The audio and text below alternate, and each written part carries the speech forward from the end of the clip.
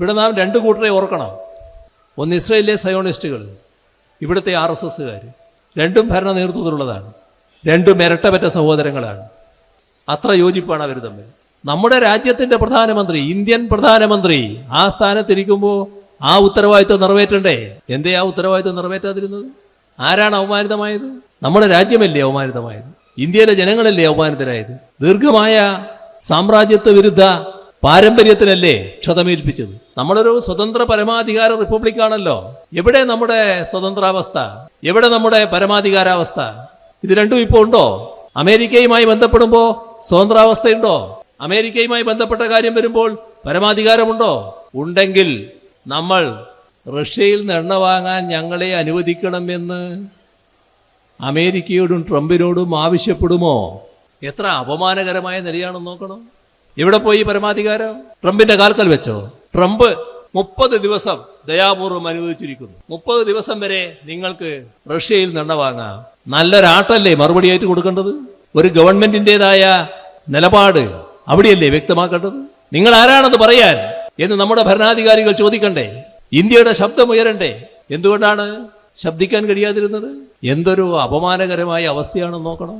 ഇത് നമ്മുടെ രാജ്യത്തെ കൂടുതൽ കൂടുതൽ അപകടാവസ്ഥയിലേക്ക് നീക്കൊണ്ടിരിക്കുകയാണ്. ലോകത്തിലെ മൂന്നാമത്തെ എണ്ണ കൂടുതൽ ഉൽപ്പാദിപ്പിക്കുന്ന രാഷ്ട്രമാണ് ഇറാൻ.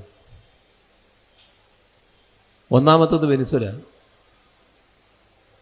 രണ്ടാമത്തത് സൗദി അറേബ്യ, മൂന്നാമത്തത് ഇറാൻ. വെനിസ്വേലയിൽ കണ്ടില്ലേ? വെനിസ്വേലയിലെ പ്രസിഡന്റിനെയും ഭാര്യയെയും അവരുടെ കടപ്പറ ചവിട്ടി തുറന്നല്ലേ പിടിച്ചുകൊണ്ടുപോയത്? ഏത് തരത്തിലുള്ള തമ്മാടിത്തമാണെന്ന് നോക്കണം. ഏതെങ്കിലും രാഷ്ട്രമര്യാദക്ക് ചേർന്നതാണോ? മര്യാദയുള്ള ഏതെങ്കിലും ഒരു രാഷ്ട്രത്തിന് ചെയ്യാൻ കഴിയുന്ന കാര്യമാണോ? എന്തും ചെയ്യാൻ തയ്യാറാണ് എന്താണ്? ഒരു രാഷ്ട്രത്തിൻ്റെ തലവനെയും ഭാര്യയെയും കിടപ്പുമുറിയിൽ നിന്ന് പിടിച്ചുകൊണ്ടുപോവുകയാണ്. അത് ചവിട്ടി പൊളിച്ചുകൊണ്ടു.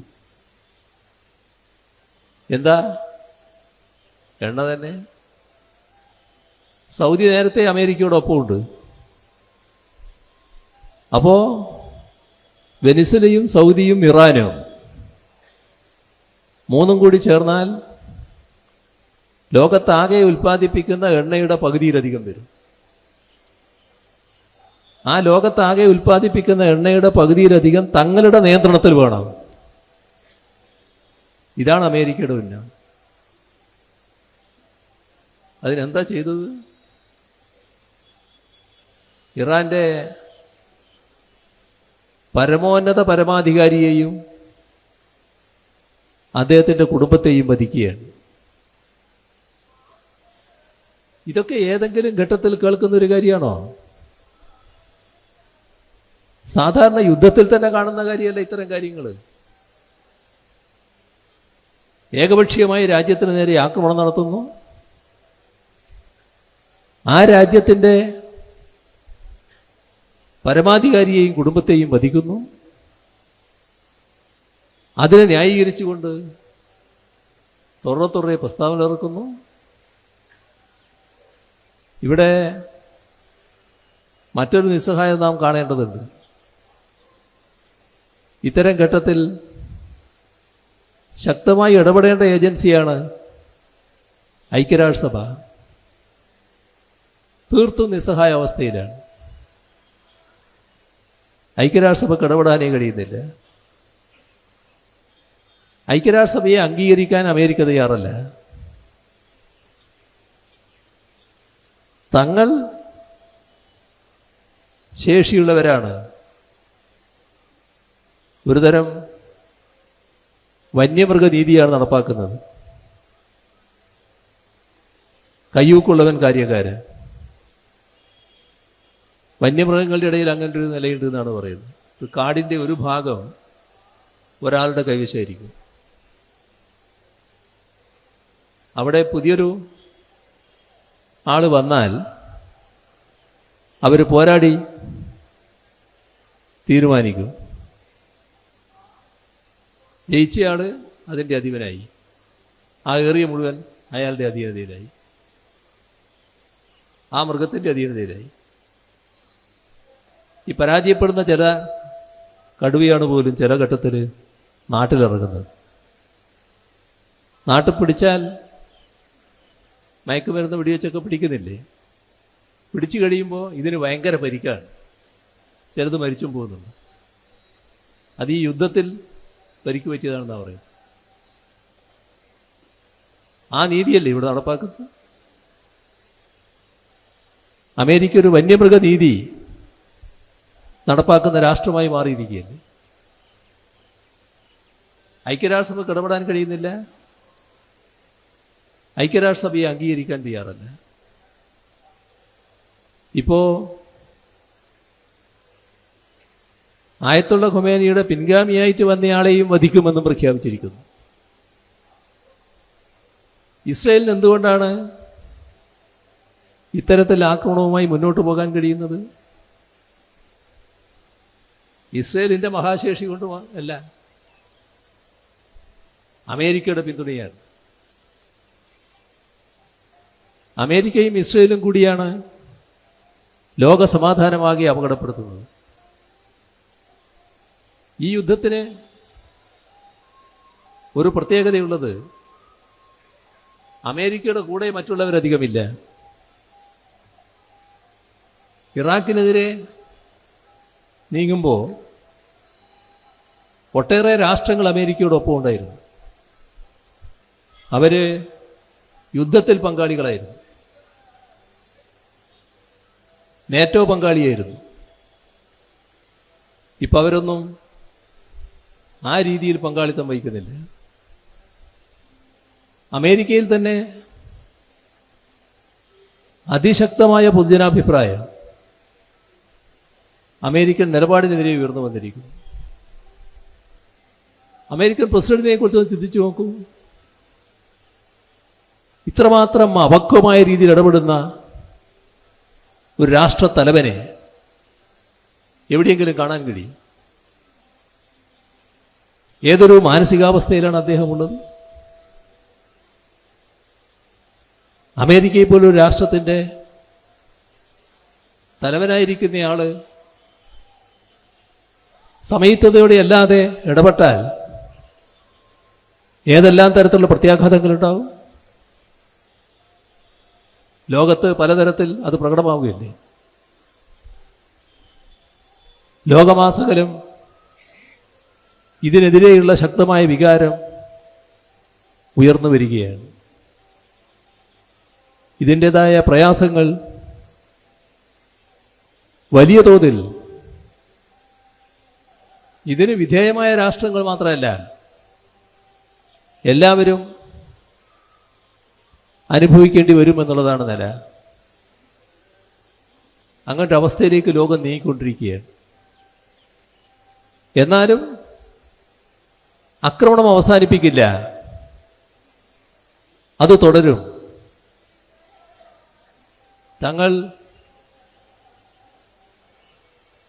തങ്ങൾ ലക്ഷ്യമിട്ട രാഷ്ട്രത്തെ നശിപ്പിച്ചേ അടങ്ങൂ. ഇതാണ് തുടരെ പ്രഖ്യാപനങ്ങൾ വന്നുകൊണ്ടിരിക്കുന്നത്. എൻ്റെ മറ്റു ഭാഗത്തേക്ക് ഇപ്പം നമ്മൾ കടക്കേണ്ടതില്ല.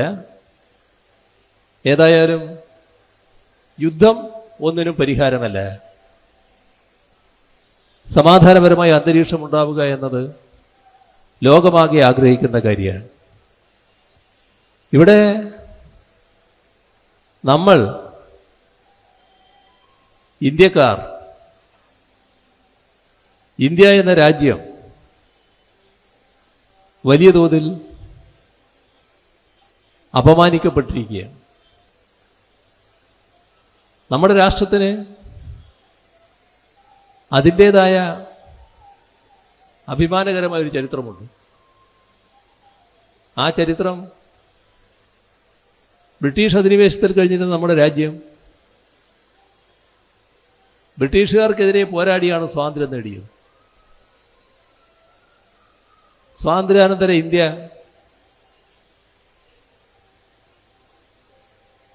ലോക സാമ്രാജ്യത്തിനെതിരായ നിലപാടാണ് സ്വീകരിച്ചത്.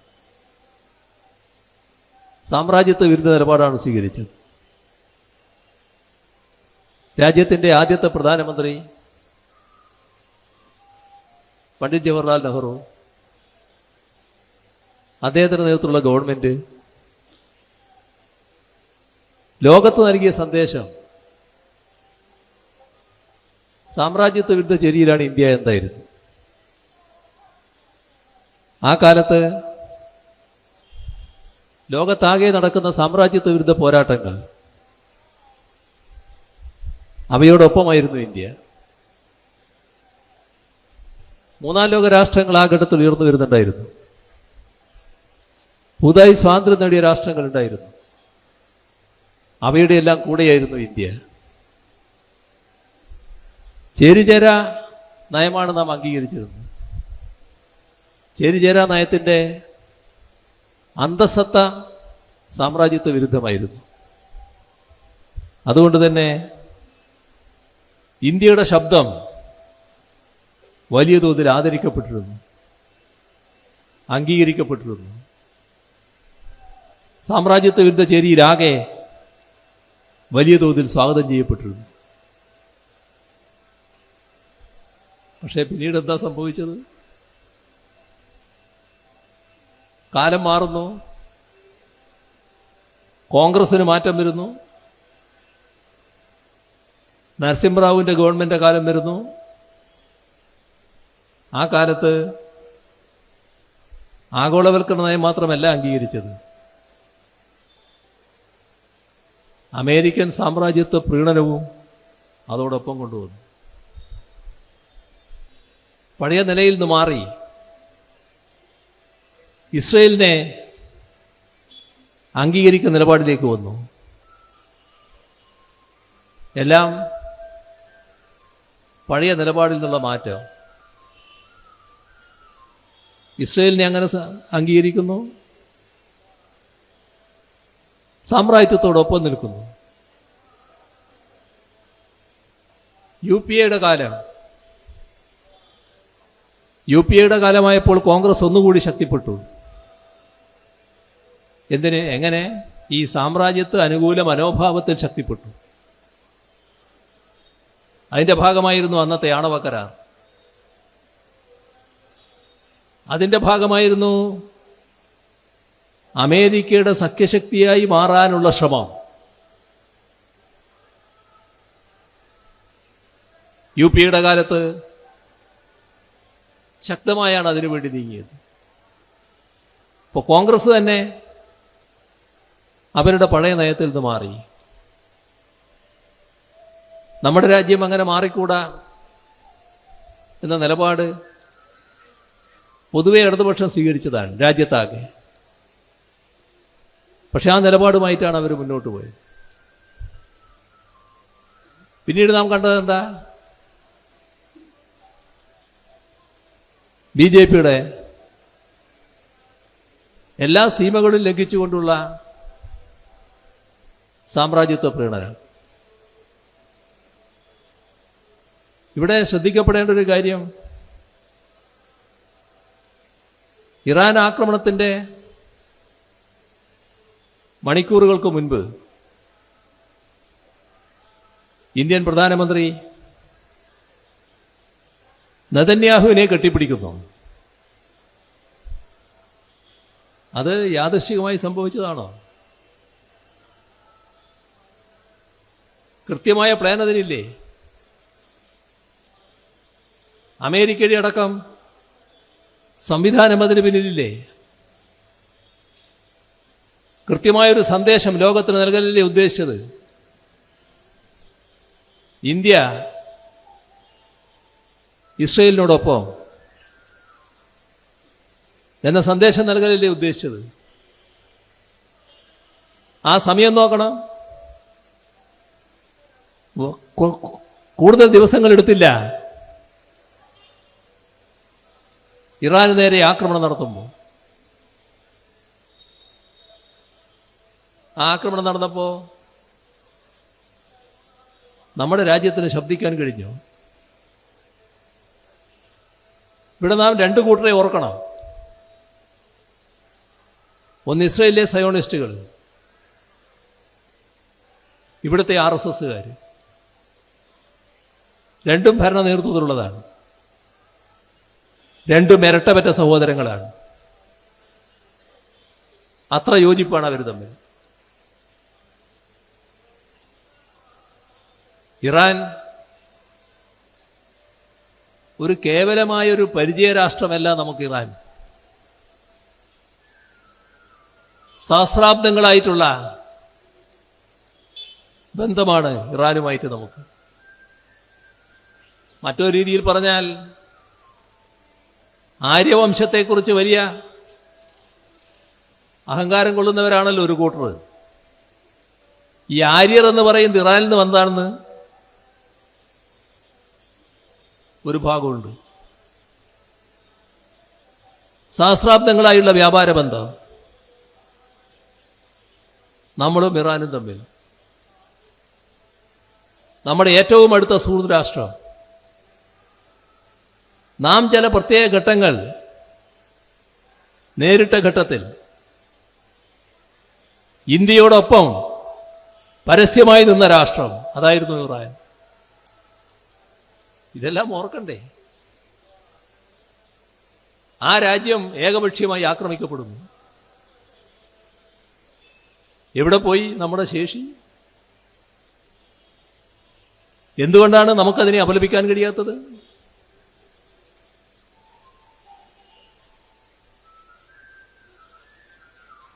RSS ആയ ഒരാൾക്ക് ഇസ്രയേലിനെ തള്ളിപ്പറയാൻ വിഷമമുണ്ടാകും. അമേരിക്കൻ സാമ്രാജ്യത്വത്തോട് വിധേയത്വം കാണിക്കുന്ന നിലയിൽ നിൽക്കുമ്പോൾ അമേരിക്കയെ തള്ളിപ്പറയാൻ വിഷമമുണ്ടാകും. നമ്മുടെ രാജ്യത്തിൻ്റെ പ്രധാനമന്ത്രി, ഇന്ത്യൻ പ്രധാനമന്ത്രി ആ സ്ഥാനത്തിരിക്കുമ്പോൾ ആ ഉത്തരവാദിത്വം നിറവേറ്റണ്ടേ? എന്തേ ആ ഉത്തരവാദിത്വം നിറവേറ്റാതിരുന്നത്? ആരാണ് അവമാനിതമായത്? നമ്മുടെ രാജ്യമല്ലേ അവമാനിതമായത്? ഇന്ത്യയിലെ ജനങ്ങളല്ലേ അവമാനിതരായത്? ദീർഘമായ സാമ്രാജ്യത്വ വിരുദ്ധ പാരമ്പര്യത്തിനല്ലേ ക്ഷതമേൽപ്പിച്ചത്? ഇവിടെ ഒരു സംയുക്ത സൈനികാഭ്യാസം നടത്തുന്നു. ആ സംയുക്ത സൈനികാഭ്യാസത്തിൽ ഇറാൻ നേവിയും പങ്കെടുക്കുന്നു. അവർ തിരിച്ചു പോകുന്ന ഒരു കപ്പൽ നമ്മുടെ മഹാസമുദ്രത്തിൽ ശ്രീലങ്കക്കടുത്ത് വെച്ച് അമേരിക്ക തകർക്കുന്നു. അരയക്ഷരം അതിനെതിരെ സംസാരിച്ചോ ഇന്ത്യ ഗവൺമെന്റ്? നമ്മുടെ അതിഥിയായി വന്നതല്ലേ. നമ്മുടെ അതിഥിയായി വന്ന് ആക്രമിക്കപ്പെട്ടാൽ ആ ആക്രമിച്ച സംഭവത്തെക്കുറിച്ച് പ്രതികരിക്കണ്ടേ ഇന്ത്യ ഗവൺമെന്റ്? എന്താണ് പ്രതികരിക്കാത്തത്? ഇവിടെ നമ്മൾ ഏത് പതനത്തിലെത്തിയെന്ന് ആലോചിക്കണം. നമ്മളൊരു സ്വതന്ത്ര പരമാധികാര റിപ്പബ്ലിക്കാണല്ലോ. എവിടെ നമ്മുടെ സ്വതന്ത്രാവസ്ഥ? എവിടെ നമ്മുടെ പരമാധികാരാവസ്ഥ? ഇത് രണ്ടും ഇപ്പോൾ ഉണ്ടോ? അമേരിക്കയുമായി ബന്ധപ്പെടുമ്പോൾ സ്വതന്ത്രാവസ്ഥയുണ്ടോ? അമേരിക്കയുമായി ബന്ധപ്പെട്ട കാര്യം വരുമ്പോൾ പരമാധികാരമുണ്ടോ? ഉണ്ടെങ്കിൽ നമ്മൾ റഷ്യയിൽ നിന്ന് എണ്ണ വാങ്ങാൻ ഞങ്ങളെ അനുവദിക്കണമെന്ന് അമേരിക്കയോടും ട്രംപിനോടും ആവശ്യപ്പെടുമോ? എത്ര അപമാനകരമായ നിലയാണെന്ന് നോക്കണം. ഇന്ത്യ എന്ന രാജ്യം ഏത് രാജ്യവുമായി വ്യാപാര ബന്ധം വേണം, എണ്ണ എവിടുന്ന് വാങ്ങണം, അതെല്ലാം തീരുമാനിക്കാനുള്ള അധികാരം നമുക്കല്ലേ. അതല്ലേ പരമാധികാരം എന്ന വാക്കിന്റെ അർത്ഥം. എവിടെ പോയി പരമാധികാരം? ട്രംപിന്റെ കാൽക്കൽ വെച്ചോ? ട്രംപ് 30 ദിവസം ദയാപൂർവം അനുവദിച്ചിരിക്കുന്നു. 30 ദിവസം വരെ നിങ്ങൾക്ക് റഷ്യയിൽ നിന്നെണ്ണ വാങ്ങാം. നല്ലൊരാട്ടല്ലേ മറുപടിയായിട്ട് കൊടുക്കേണ്ടത്? ഒരു ഗവൺമെന്റിൻ്റെതായ നിലപാട് അവിടെയല്ലേ വ്യക്തമാക്കേണ്ടത്? നിങ്ങൾ ആരാണത് പറയാൻ എന്ന് നമ്മുടെ ഭരണാധികാരികൾ ചോദിക്കണ്ടേ? ഇന്ത്യയുടെ ശബ്ദം ഉയരണ്ടേ? എന്തുകൊണ്ടാണ് ശബ്ദിക്കാൻ കഴിയാതിരുന്നത്? എന്തൊരു അപമാനകരമായ അവസ്ഥയാണെന്ന് നോക്കണം. ഇത് നമ്മുടെ രാജ്യത്തെ കൂടുതൽ കൂടുതൽ അപകടാവസ്ഥയിലേക്ക് നീക്കൊണ്ടിരിക്കുകയാണ്. ഇതിനെതിരെ ശക്തമായി നീങ്ങേണ്ടതായിട്ടുണ്ട്. രാജ്യത്തെ എല്ലാ വിഭാഗം ആളുകളും ഇത്തരം നിലപാടിനെതിരെ അണിനിരക്കേണ്ടതായിട്ടുണ്ട്. സാമ്രാജ്യത്വ വിരുദ്ധ നിലപാടിലൂടെ മാത്രമേ സമാധാനം പുലർത്താൻ കഴിയുകയുള്ളൂ. സാമ്രാജ്യത്വ ആക്രമണങ്ങളെ അനുകൂലിച്ചുകൊണ്ട് സമാധാനം നിലനിർത്താൻ കഴിയില്ല. ഇപ്പോൾ ലോകത്ത് സാമ്രാജ്യം നടത്തുന്ന ആക്രമണങ്ങൾ, ഇപ്പോൾ ഇറാന് നേരെയും മറ്റും അഴിച്ചുവിട്ടുള്ള ആക്രമണങ്ങൾ അതിശക്തമായി അപലപിക്കേണ്ടതുണ്ട്. ലോക പൊതുജനാഭിപ്രായത്തോടൊപ്പം നാം അണിനിരക്കേണ്ടതുണ്ട്. നമ്മുടെ രാജ്യം കാണിക്കുന്ന നിസ്സംഗതാ മനോഭാവം, സാമ്രാജ്യത്തനുകൂല മനോഭാവം, അപമാനകരമായ സാമ്രാജ്യത്വ വിധേയത്വം, ഇതിനെല്ലാം എതിരെയുള്ള ശക്തമായ ജനവികാരം ഒന്നിച്ച് ഉയരേണ്ടതായിട്ടുണ്ട്. ഇത്തരം കാര്യങ്ങളിൽ ഇടതുപക്ഷവും കേരളത്തിലെ ഇടതുപക്ഷ ജനാധിപത്യ മുന്നണിയും എല്ലാ കാലത്തും മുൻപന്തിയിൽ നിന്നിട്ടുണ്ട്. എല്ലാവരും ഈ ഒരു മനോഭാവത്തിലേക്ക് എത്തണമെന്നാണ് പൊതുവെ അഭ്യർത്ഥിക്കാനുള്ളത്. മറ്റു കൂടുതൽ കാര്യങ്ങളിലേക്ക് കടക്കുന്നില്ല. ഈ ഘട്ടത്തിൽ ഈ പരിപാടിയുടെ ഔപചാരികമായ ഉദ്ഘാടനം നിർവഹിച്ചുകൊണ്ട് അവസാനിപ്പിക്കുന്നു. നിങ്ങൾക്കെൻ്റെ സ്നേഹാഭിവാദനം.